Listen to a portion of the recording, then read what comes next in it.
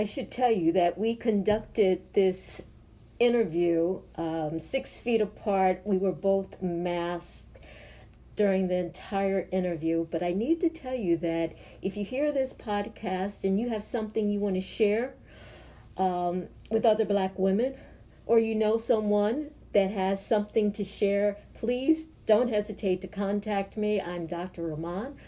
I can be reached at via email or via this podcast. Thank you.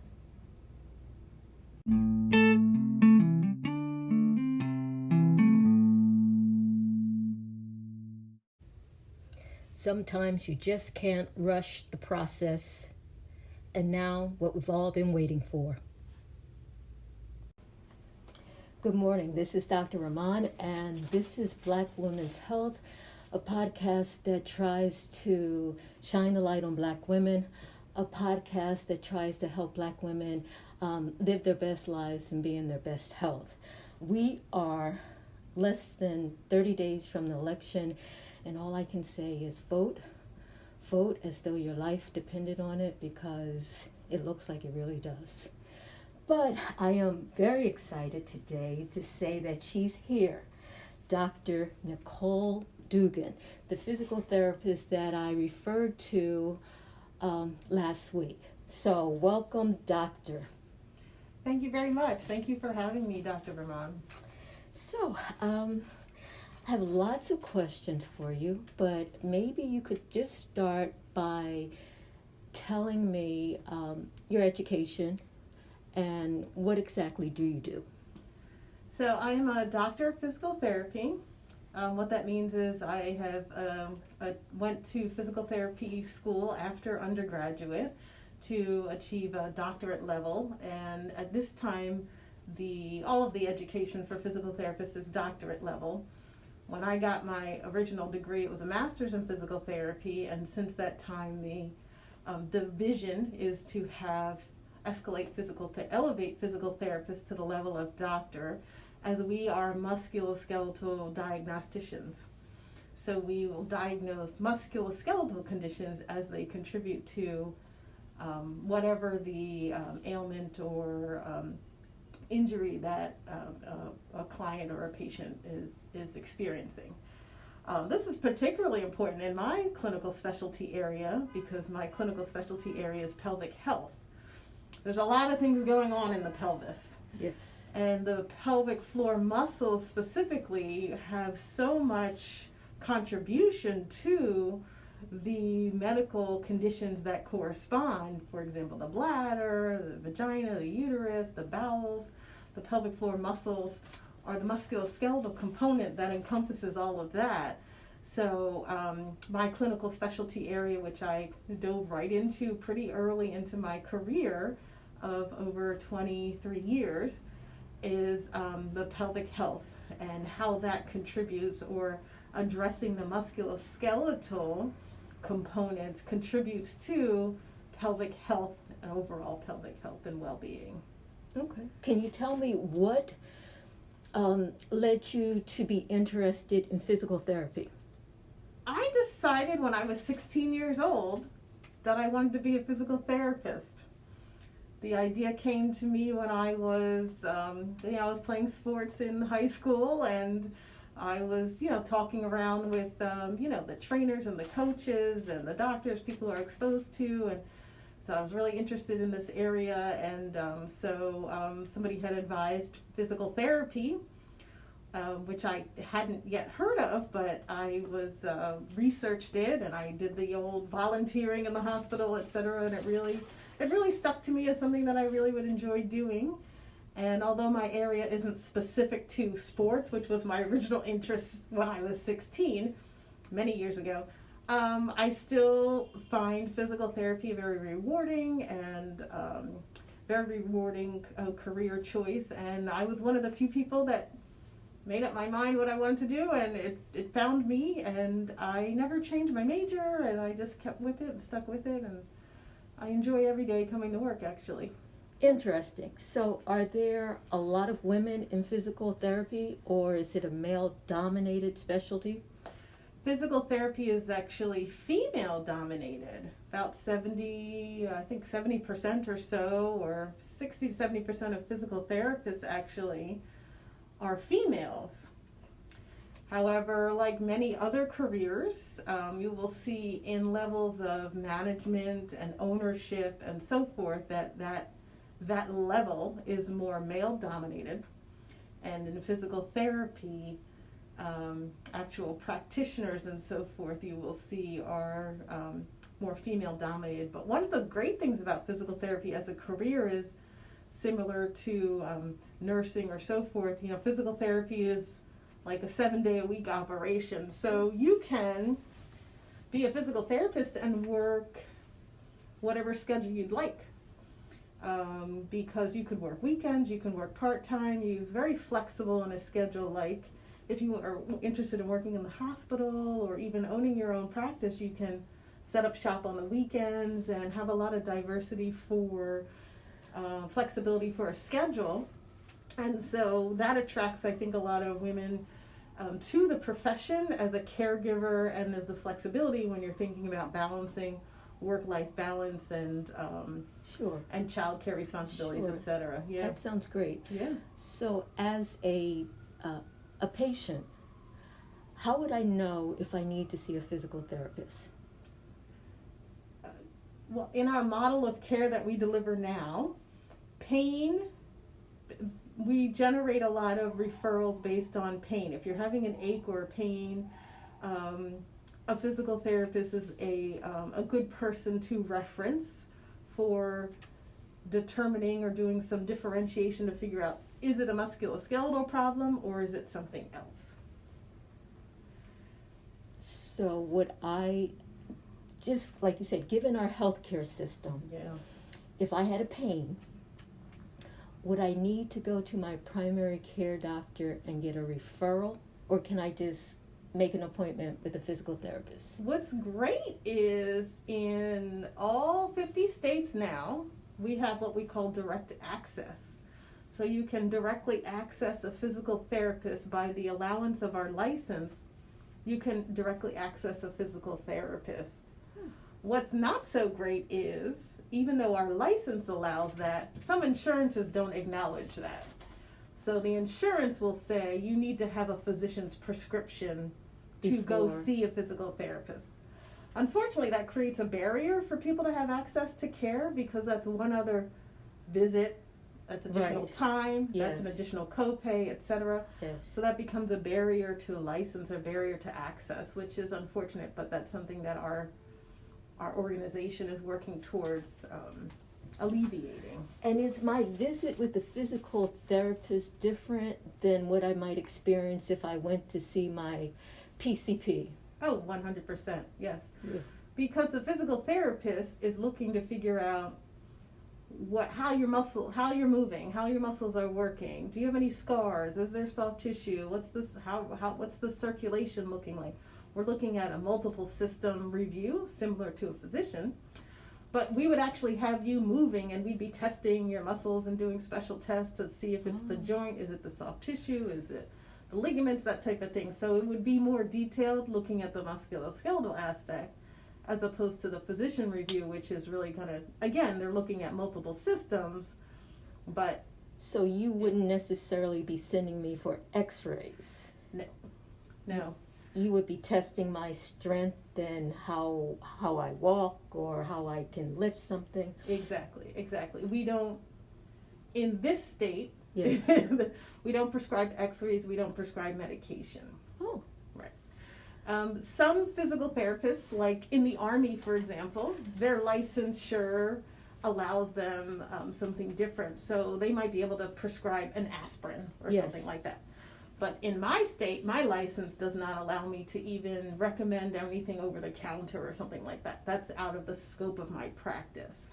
And just to be clear, a physical therapist is not a chiropractor. Two very separate things. They are two different areas of training, yes. So chiropractic school is chiropractic, physical therapy school is physical therapy education. There is overlap in some of the interventions that a physical therapist and a chiropractor might apply. but the philosophy and care is quite different. Okay.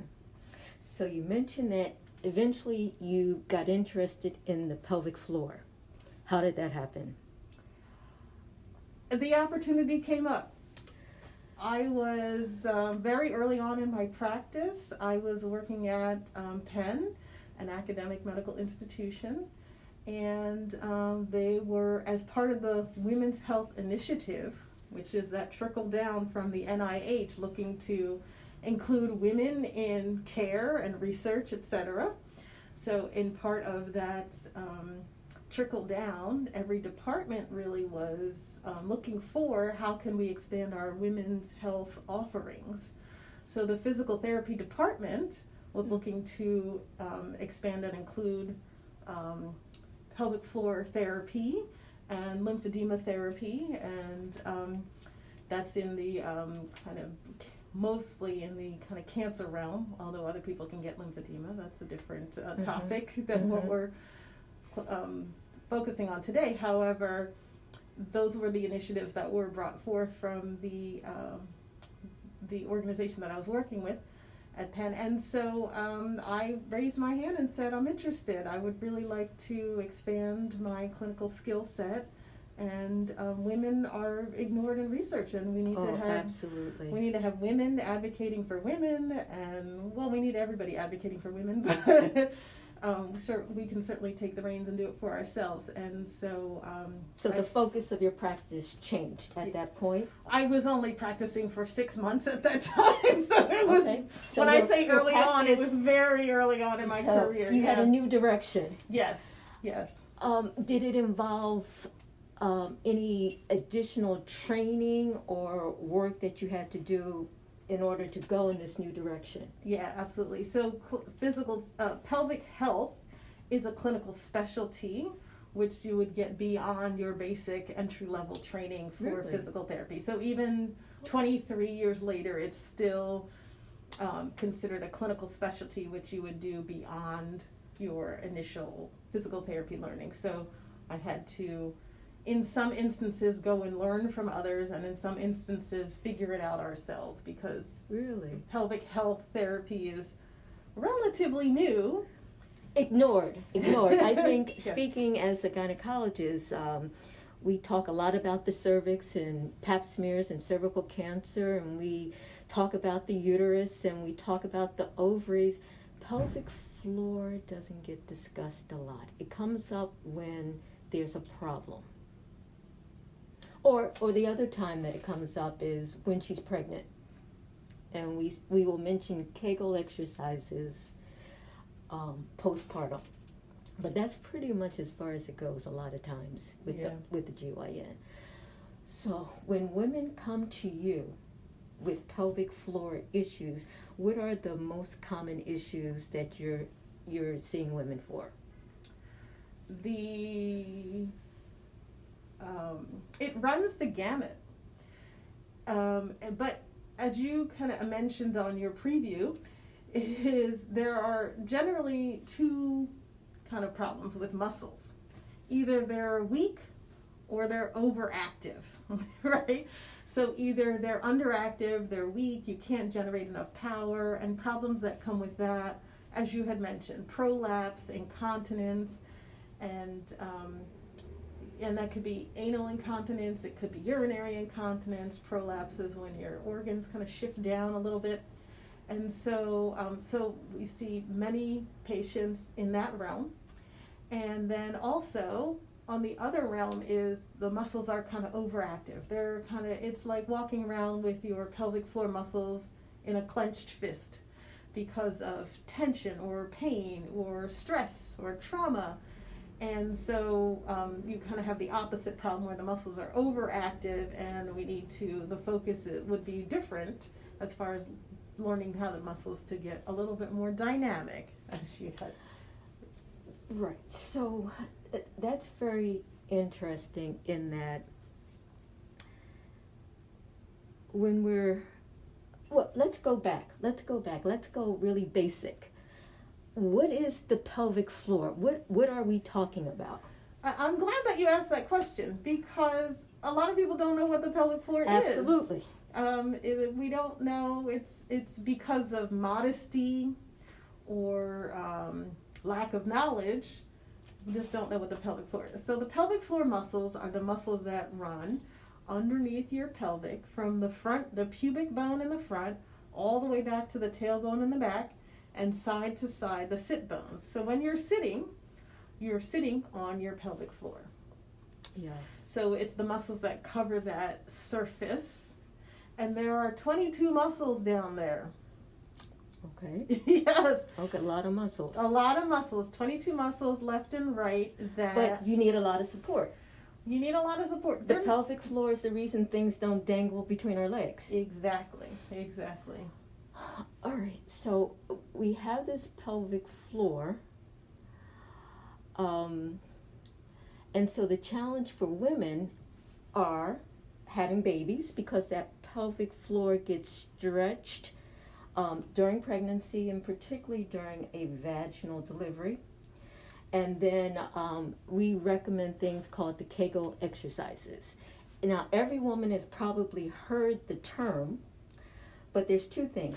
One of the problems with the pelvic floor is it's hard to imagine exactly where it is because you can't touch it like you can touch your biceps or your thighs or your quads. So how does a woman even identify or figure out where her pelvic floor is, right? So I described to you where they are, right? Yes. On the bottom of the pelvis. You're sitting on your pelvic floor, for example. The pelvic floor muscles there's 5 or 6 different jobs of the pelvic floor, which is very fascinating. If you think about any other muscle group, any other skeletal muscle group that you have control over, for example, your biceps, what does it do? It flexes the elbow, it extends the elbow. That's its job. That's kind of its job. And as you alluded to, you can see it. You can touch it. You can see it. Yes. The pelvic floor muscles have 5 jobs, and you can't see what they're doing. Even though you have control over them, you can't see what they're doing. So what are the 5 jobs? The 5 jobs to control, we do that in S's. So S is sphincteric. So the sphincters, the urethral sphincter to control the pee, the vaginal sphincter to control that vaginal opening, and the anal sphincter. That's one job, sphincteric. Support. It supports all these organs, all your gut, your pelvic organs, your gut, your belly, all that weight is supported by the pelvic floor. So sphincteric supported sexual appreciation. So when you have sexual arousal, the pelvic floor muscles in the female provide an erection floor, they erect the clitoris for sexual arousal. In the male, they maintain an erection, so those muscles are important there. The pelvic floor works with a diaphragm. So whenever you take a breath, your diaphragm and your pelvic floor are kind of working together in this synchronous fashion. So when I take a deep breath and my diaphragm goes down, my pelvic floor should go down. Just a little bit, yes. And then when I exhale, they both come up. Yes. Yeah. Okay. And the pelvic floor works in conjunction with all the other muscles in this region. The hip, the abdominals, the spine, the spinal muscles to create what we call this core stability. So the pelvic floor kind of helps with whenever you're shifting and you're walking in your one-legged stance, etc. The pelvic floor is helping to transfer those forces from left side to right side to help with an equal balance. That's a lot of jobs for one set of muscles. So how you know what you're doing with your pelvic floor is, can you close your vaginal opening? So Kegel's exercises are squeezing the pelvic floor muscles like you're trying to stop from peeing, for example. So you would squeeze and feel like you would feel that closure. And then you should also be able to relax and let the muscles relax. Not let go so everything drops out. Right. Just relax so you're back to baseline. So am I able to touch my pelvic floor? You can, yes. How, if I wanted to touch my pelvic floor, how could I do that? And if I wanted to tell if I thought my floor was weak, how could I tell? So a good test, and only a test, this shouldn't be done regularly, but a good test for the pelvic floor is, can you squeeze your pelvic floor to stop your urine flow? Now I want to emphasize again, it's only a test. That's not an exercise. So I just want to make sure people don't reinterpret that they should be exercising by stopping. That's a no-no. You don't want to interrupt that flow.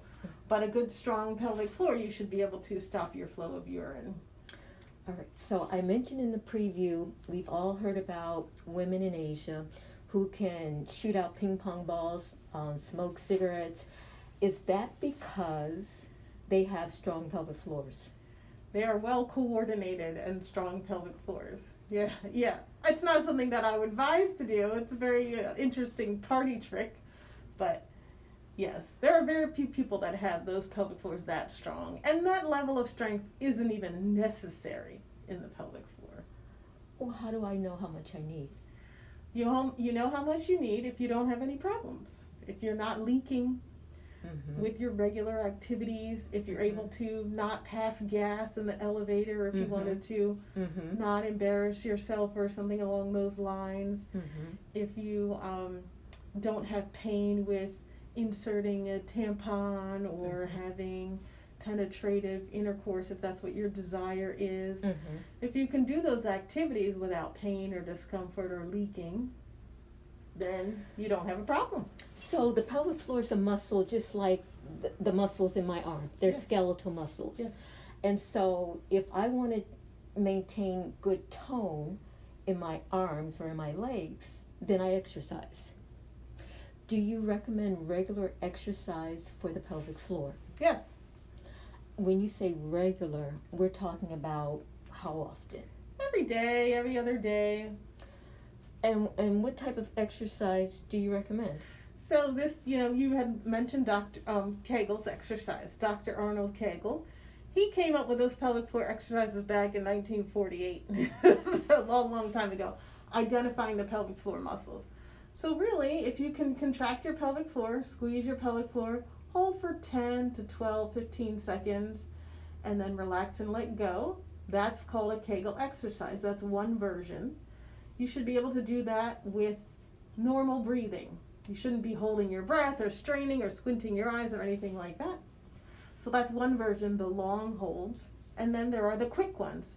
Squeeze, let go, squeeze, let go, squeeze, let go, the quick.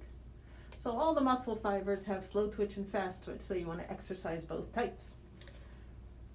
So I should be doing this every day? Every day, every other day. It's one of those, if you don't use it, you lose it kind of scenario, right? Okay.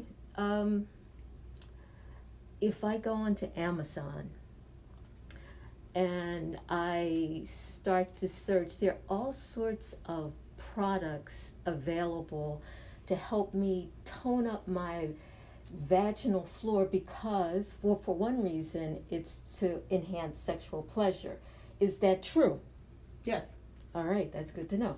So I want to enhance sexual pleasure, so I want to strengthen, I want to have good tone. Do you advise women to consider vaginal weights, yoni balls? There's just a variety. Yeah. There's a lot of things on the market, exactly. My first caution is you don't just want to put anything up in there, number one. And number two, not everybody needs that. So everybody's vaginal opening is a little bit different. So like an egg might be a right size for one person, and a ball might be a good size for another person, and a cone might be a good size for another person. So I don't really recommend people just buying anything, because you could buy something that just doesn't fit and then you're self-defeated and you've wasted your money.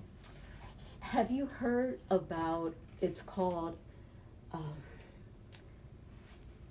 vaginal resistance training, meaning that if I wanted to build up tone in my biceps, I would start lifting weights. And as I got stronger, I would increase the weights. And with the resistance training, I do it a couple times a week, then I rest the muscle. Since it's a skeletal muscle, the pelvic floor is a skeletal muscle like my bicep, is that a good option for my pelvic floor? Yeah, so the pelvic floor muscles that you described is overload training. And so with any muscle that you want to strengthen, you want to load the muscle. so that they could strengthen. So using resistance training, the weights, the cones, that's resistance training. And you can take your pelvic floor to the gym and add resistance and progressive weight training to your pelvic floor. That is an option. It's not needed for a lot of people, but if you're somebody who does a lot of high impact activity, if you've got a job where you're doing a lot of heavy lifting, etc., your pelvic floor is just as crucial for stability and strength and not leaking as, your quadriceps muscle. So there are two groups of women that we often talk about the pelvic floor. The pregnant woman. Would you recommend pelvic floor training in any variety of ways for the pregnant woman while she's pregnant, postpartum, or just pregnant? Do you have any specific recommendations? For women, I say start now. If you're thinking about being pregnant, start now. If you've already been pregnant, start now. If you're postmenopausal, really start now. Start now. It's too late. It's not too late. It's not too late. So the thing about pregnancy, and that's a time where it's a lot of attention, right? Because it's not just about the pelvic floor. So I already mentioned the pelvic floor, the back, the abdominals, the hips, they all should be working in concert with each other. When you're pregnant and you're going through the beautiful process of pregnancy and carrying life and delivering life into the world, all of those things shift and change. Your posture changes, your breathing changes because your rib cages are shifted this way and your back is shifted this way. Your whole posture changes, so therefore the pelvic floor muscles also change. So it's not just about exercising the pelvic floor, it's about everything else. But yes, those pelvic floor muscles undergo a stress and strain, and they should be exercised to bring them back. As a matter of fact, there's level A evidence. So what level A evidence means is that this is the best researched evidence out there, is that Kegel exercises, or my preference is pelvic floor exercises, are the best method for preventing urinary incontinence after pregnancy, and the best method for treating urinary incontinence after pregnancy. So pelvic floor exercises are the gold standard. So what I found in practice is that just about every woman has heard the word Kegel. Just about every woman knows it means I need to be tightening my pelvic floor muscles. Few stick with it, and some are just never really sure if they're doing it right.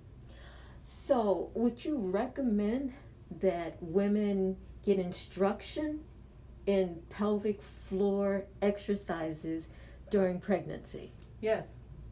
Okay. Yep. You're very clear with that. Yes. Okay. So, and there's actually research on that, right? So there's research where they gave some women a pamphlet and said, here, do these exercises.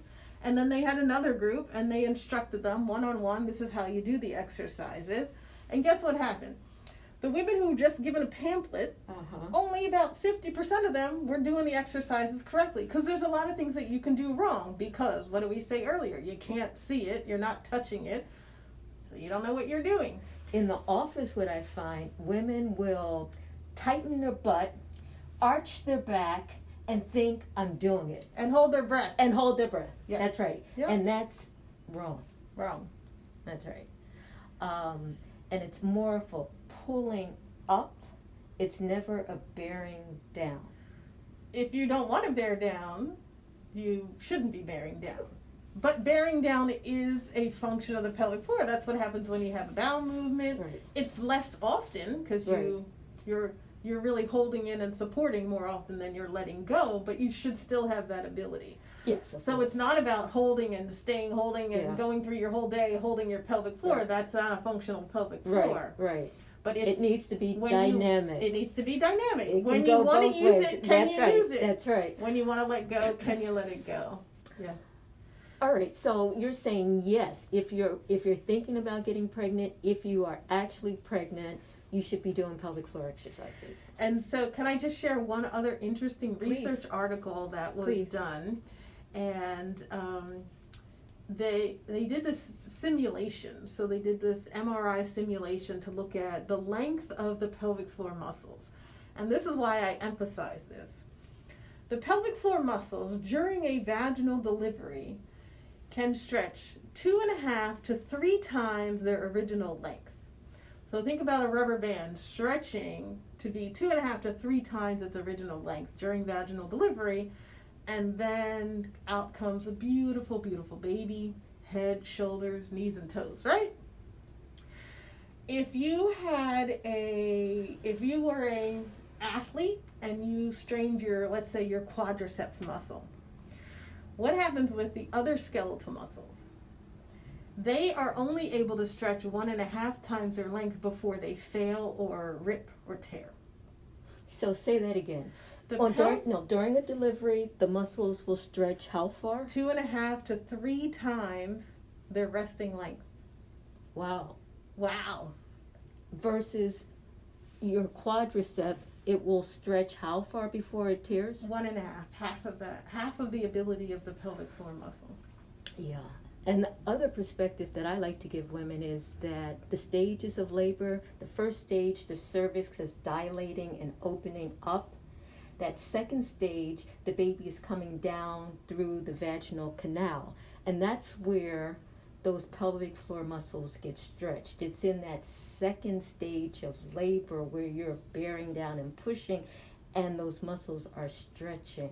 Yeah. Yeah. And so, and my soapbox is, we would never have an athlete have a muscle tear and not send them to rehab. And remember, the muscles are only going up 1.5 times their length. But we would never have an athlete have that kind of a muscle strain and not send them to rehab or give them any kind of exercises in a meaningful way to get them back to whatever they're supposed to be doing, their sport, whatever they're doing, ballet, football, whatever, right? So all of these women whose muscles are undergoing twice that load, what are we telling them at 6 weeks? What are you telling them? Go back. You're clear, go back and do, without a lot of direction and so forth. So I really advocate for women who are pregnant and postpartum to do the exercises, yes. But even two, if you feel like you can't do the exercises, you're not, it's not working, etc. There's a lot going on postpartum. You got a new baby, you got a new body, you got a lot going on. But a visit with a pelvic floor therapist is really, it should really be on the agenda. So you would say routinely. Routinely, yeah. Whether or not she's having any incontinence or anything, she should have a visit with a physical therapist postpartum. In many other countries, that's the standard of care. I believe that happens in France. In France. Yes. And other countries in Europe, yeah. That's interesting. Mm-hmm. That's part of the routine postpartum care. Routine care. Even if it's one visit for a checkout, how's it going? You know what you're doing? Okay. These are the things to look out for. These are not. Yeah. Interesting. Now, the other group of women where pelvic floor becomes very important is the older woman, the menopausal woman, the woman that's now having some degree of urinary incontinence because she's lost support, she's lost tone, she may have prolapse of pelvic organs, the uterus or the rectum. Or the bladder. Or the bladder, and often what she's told is the answer is surgical. We're going to basically re-support, re-suspend the pelvic muscles, and we're going to do it surgically, and that way, that will solve your problem. You're shaking your head to say, yes, that is very common, but that's not what you would recommend for women initially. Right, so there's stages of how prolapse progresses, and regardless of what stage you're in, there are two things that help suspend or support the pelvic organs, and as you had mentioned, the ligamentous support. And what surgery does is help to replace those ligaments. On the other side, in addition to that, is the pelvic floor. So it's, two parts to the equation. The pelvic floor, as we said earlier, is one of the jobs of the pelvic floor to support the muscles from below, the organs from below, excuse me. So it's the combination. So pelvic floor muscle exercises are helpful in addition to surgery, if surgery is an option. However, for the earlier stages of prolapse, pelvic floor muscle exercises can help with reducing it. And that's level B evidence if you want to kind of understand how helpful can you that is. see it as being preventive care? Meaning that if I do this on a regular basis, I should not develop that kind of problem. It's less likely that I'll develop that kind of problem moving forward. Less likely. But we have to look at all the other habits and things that affect the pelvic floor. So it's not just exercises alone. So as we alluded to earlier, if you're doing your exercise but you're holding your breath, you're creating more pressure down, so that's defeating the purpose. So correctly doing pelvic floor exercises is important. But other things in general health, so things like smoking, where you have a chronic cough and you're putting chronic stress on the pelvic floor, that's an addition to kind of extra strain and a contributing factor to prolapsing organs. Lifting habits, if you're straining or holding your breath or something like that, creating extra pressure, we call intra-abdominal pressure, down into the pelvic area. So those habits also could be contributing to prolapse. So it's not just about the exercises, as all the other habits or things that kind of go into putting too much pressure from above and not having enough support from below. So if I'm starting to notice that I'm an older woman and I'm starting to notice that I'm having some urinary incontinence, if I try to exercise or sneeze, or cough too hard. It's not terrible, but I'm starting to notice this to be an issue. Can I avoid surgery by doing this? In some instances, yes. Yeah. Can you think of an instance where I wouldn't be able to avoid surgery? If you have nerve damage or some other medical conditions where surgery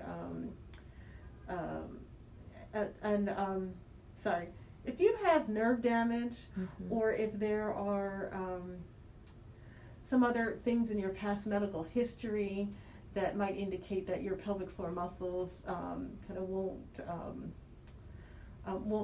respond. Some medical conditions like a ligamentous conditions, Ehlers-Danlos, or hyperlaxity in your ligaments or so forth. That might be somebody who surgery would be more indicated. All right. So let's say I already have significant prolapse. If I start doing the exercises religiously, will it go back up? It can reduce. We say prolapse is in grades. So we say if you do your pelvic floor exercises, we can help you kind of reduce one grade. One grade, right? Okay. Mm-hmm. That might be significant. It could be significant in your comfort in your daily life, because sometimes it's not even the leaking that's a problem. It's like the pressure, particularly if towards the end of the day, if you have a job where you're standing a lot, surgery or cashier or something, or you're on your teacher, you're on your feet a lot, that type of thing, that could really make a difference in helping you with just getting to the end of your work shift or something along those lines. Yeah? Sure. So before we end this, I wanted to ask about, you said sometimes the pelvic floor is too tight. How could that be? This is actually where I spend most of my time, in pelvic pain. Yes, because everything that we talked about earlier is super important, but a lot of times people can, like I said, 40% of the people don't know what they're doing if you just tell them, but many people do, and they can do their pelvic floor exercises, and they can learn, or other exercises that they're doing, working with the abdominals and so forth, and they're able to resolve their symptoms pretty well. If you don't know what you're doing or you're not having any improvement, then certainly come to see me. But many people can start doing the exercises, and they can help themselves, especially early on. The patients that have a challenging time with, why I spend most of my time with the pelvic pain patients, is there's so much going on with pain. And so pain generally coincides with a high tone pelvic floor. Somebody who's kind of clenching their pelvic floor consistently or persistently throughout their day and throughout their life.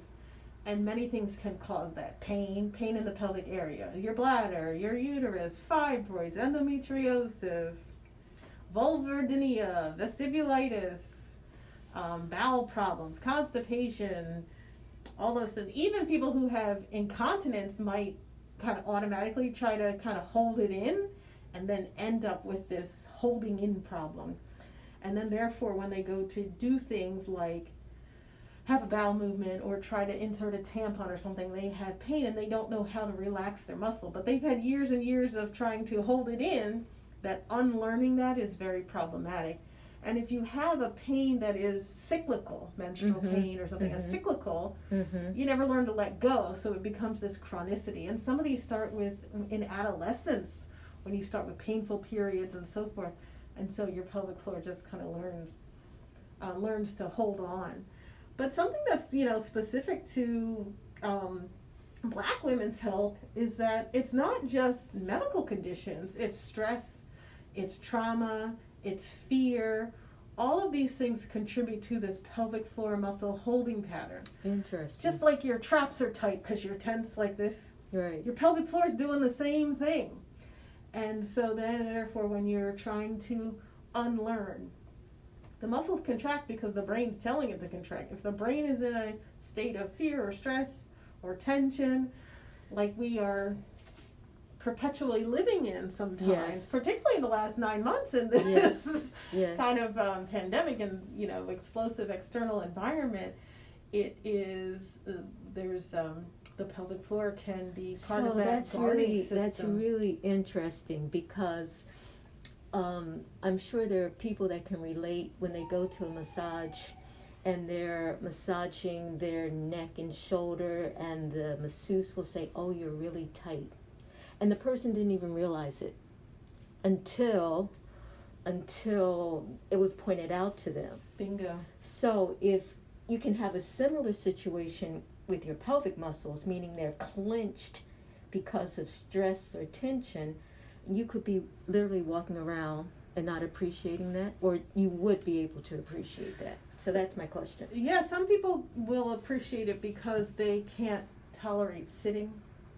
They have so much tension in their pelvic floor they can't sit, or they can only sit on specific surfaces. They can't sit on like a church bench, for example, but they can sit on a soft couch because their pelvic floor has so much tension in it, or irritation. So you can, but some people become aware of it because they can't insert a tampon, so they kind of choose to use pads. You can get around it. You can choose to use pads. You can have sexual intimacy in a different way, just not in a penetrative way. And so there are some things that you can do to kind of get around it and avoid it. But yes, some people will have, particularly women who are, let's say, postmenopausal women who don't have any sexual activity. So they're not inserting a tampon, they're not inserting, anything for sexual pleasure, and they have pelvic pain, but they don't realize it until they go to the gynecologist for an exam, or they might be postmenopausal, so they're not getting gynecological exams. So they might not know that they have pain. Or, no, they might not know that they have a tension in their pelvic floor that's limiting until it affects one of the other organs, the bladder or the bowels, for example. Interesting. And so is there specific treatment for a woman who has pelvic floor tension? Yes. So in physical therapy, or a pelvic physical therapist would look to address all the contributing factors that are leading to that. So we work with the medical team. So the medications might decrease your, antibiotic to decrease the infection, or some other kind of tricyclic antidepressants to help with managing the pain, or pain medications, or hormones to manage the menstrual cycle, so those fluctuations in pain from the organs aren't there. And then the pelvic floor physical therapist would be addressing the pelvic floor tension issue and teaching people to not only, so the opposite, not necessarily contracting the pelvic floor, but can you relax your pelvic floor and let it go? Not bear down and push down and stress and strain, but can you just let it go? And so that's a very hard thing to accomplish on your own. And so that's what a lot of the. So would that woman need Kegel exercises? So that, as traditionally described by Dr. Kegel, then no, they wouldn't need Kegel exercises, because it's not a strength problem. It's a coordination problem. So the pelvic floor muscle exercises would be more like, can you relax the pelvic floor? And along those lines, can you do some coordination with breathing, etc., so that they can learn to relax the pelvic floor. Okay. So I have a question. I'm often accused of never mentioning men. So I'm going to ask the question, do men have a pelvic floor? Well, I'm not going to accuse you of that, because it's a common question. But yes, men have a pelvic floor. It covers the same area from the pubic bone back to the coccyx, the tailbone. It's where you're sitting on. Male pelvic floors have one less opening. There's no vaginal opening, but there is a urethra opening, there is an anal opening. Men have less problems with the leaking aspect, except for the post-prostatectomy men. They have a lot of leaking problems, of course. So, but outside of overactive bladder and BPH and prostatectomy, usually the men, their problems are pain, and so they would see pelvic health therapists for pain or tension in their pelvic floor for a lot of the same reasons that women have. Now, the big difference is men don't have that event of pushing a baby through a birth canal. Correct. So they wouldn't have that stretching of the muscles that women can experience. Correct. With the Correct. vaginal delivery. Correct. But is it true that men should do Kegel exercises to help maintain erections? Yes, so the same functions: sphincters, sexual appreciation, support.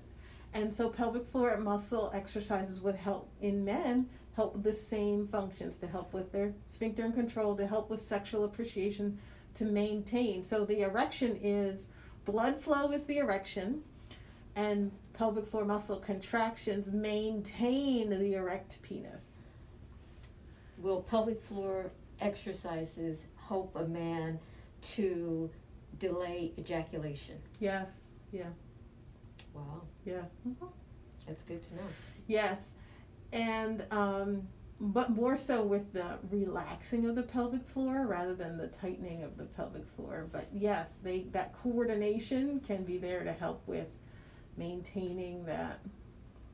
Well, this was fascinating. I will also mention that men, women go through menopause where their estrogen kind of goes down. Men go through what they call andropause, and so their hormones change a little bit. And so men get weaker over time as well. So it kind of crosses that line, it's fuzzy with the post-prostatectomy men where they have a little bit of atrophy of their muscles just because they're older. And then you have the insult of the prostatectomy or something along those lines that lead to that pelvic floor muscle kind of weakness. So there is a little bit of that similar biological processes happening.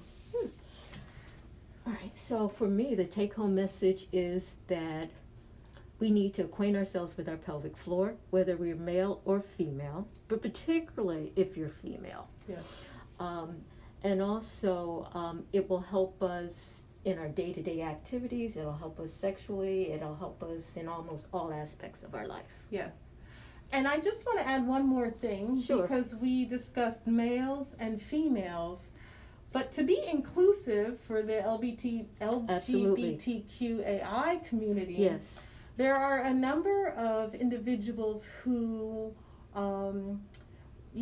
don't ascribe to either of those terminologies, or those binary terminologies, or they might be transitioning from whatever gender of birth to a gender of preference. And so they have pelvic floors too. Yes.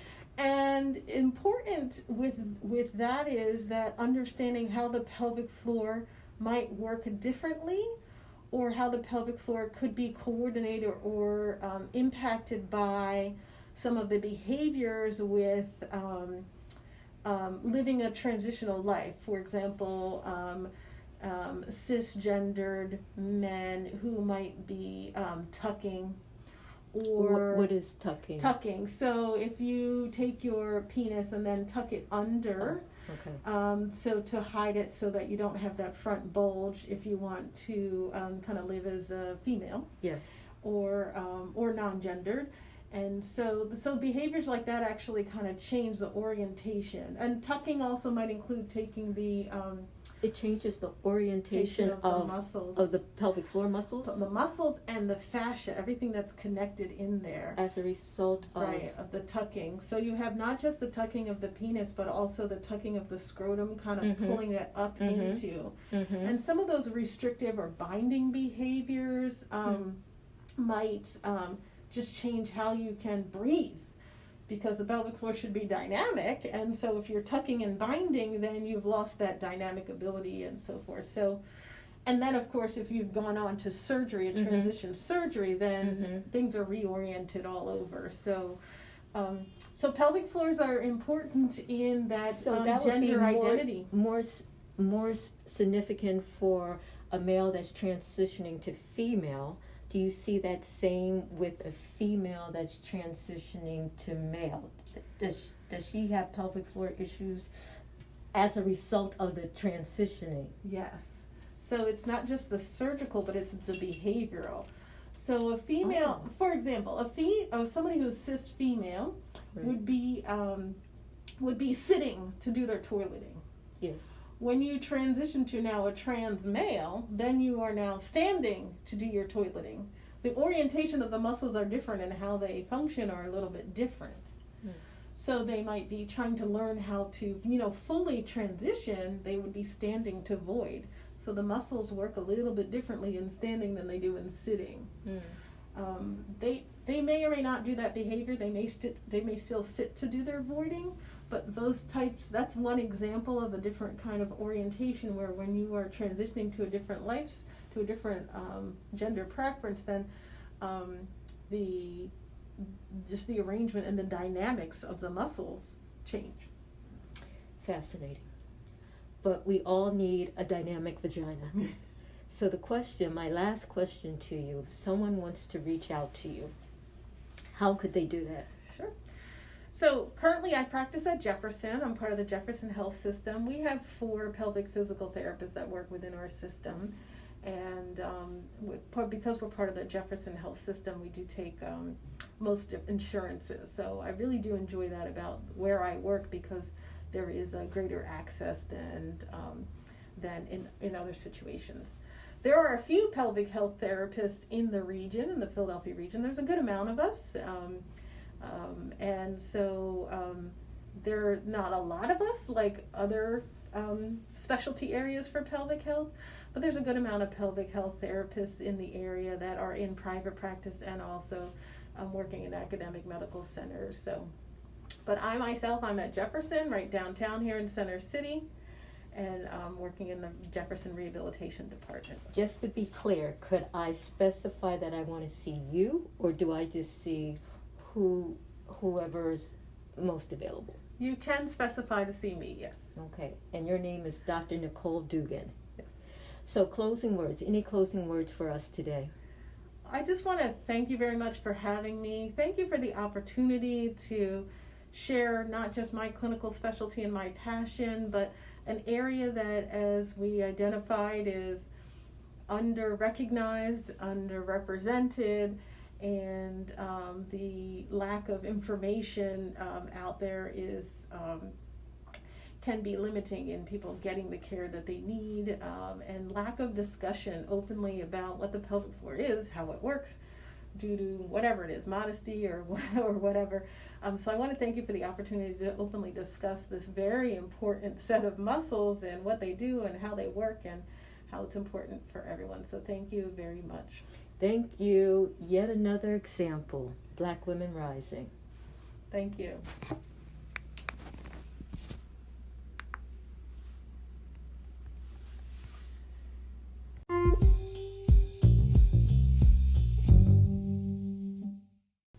So Dr. Dugan, are there any other women that could potentially benefit from physical therapy? Yes. Actually, October is Breast Cancer Awareness Month, so I would like to acknowledge that. And one of the side effects of breast cancer and its treatments, the surgery, radiation, chemotherapy, is a condition called lymphedema. Lymphedema is when you have swelling because your lymph nodes have been affected. Either they're removed or there's surgery and your lymph nodes and lymph vessels have a little bit of radiation or decreased flow, so you get a backup of lymphatic fluid. We often talk about it in the arm after breast cancer, so that's why I like to bring it up now. You can have lymphedema in other parts, but lymphedema treatment is indicated if you have extra swelling because of the breast cancer treatments. So as an acknowledgement to Breast Cancer Awareness Month, I would just like to bring awareness to the condition of lymphedema and allow women to acknowledge that lymphedema is a condition and can be addressed. Thank you, Dr. Dugan.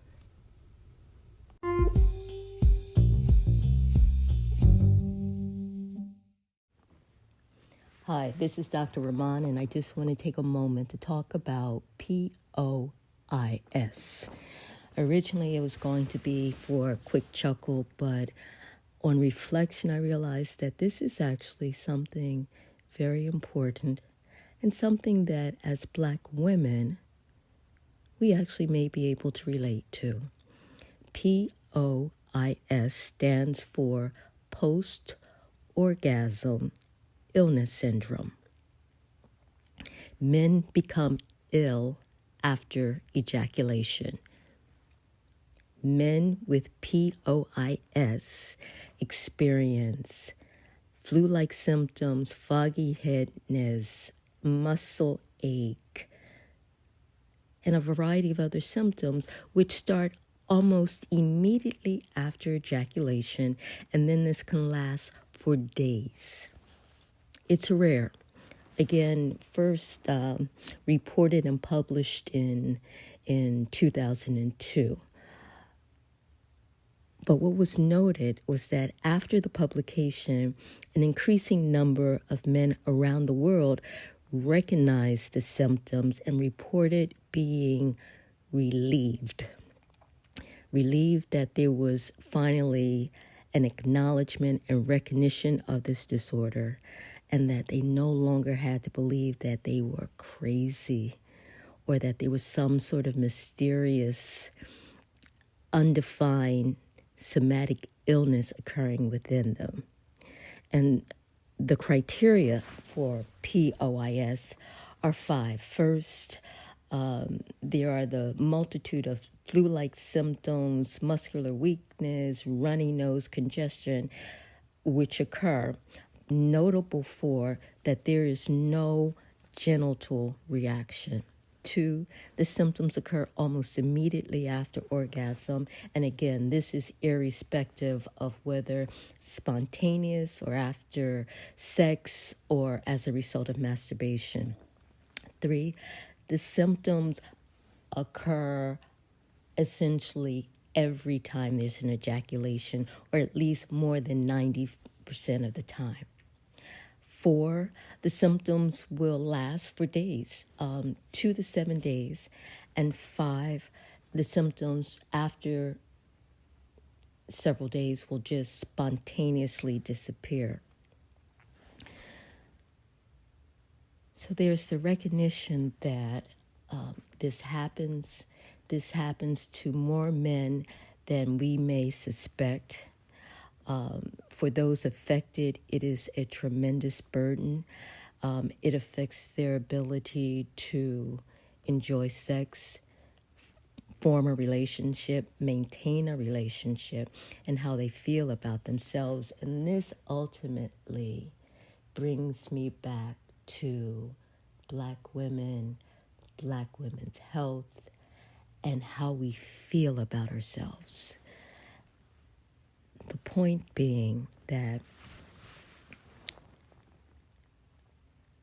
most of us, if not all of us, will at some times in our lives experience a medical problem that we're embarrassed about, or feel as though we're less than because we're struggling with an issue that most people either don't know about or don't take seriously. And we have the mental trauma of dealing with this situation. And I am saying that whether you're male or female, whether people recognize the illness or not, how you feel about yourself and how you govern yourself makes a huge difference. No matter what you're going through, no matter how difficult or isolating it may seem, strive at all times to find something to love about yourself. Find something that makes you feel good about being you. And understand,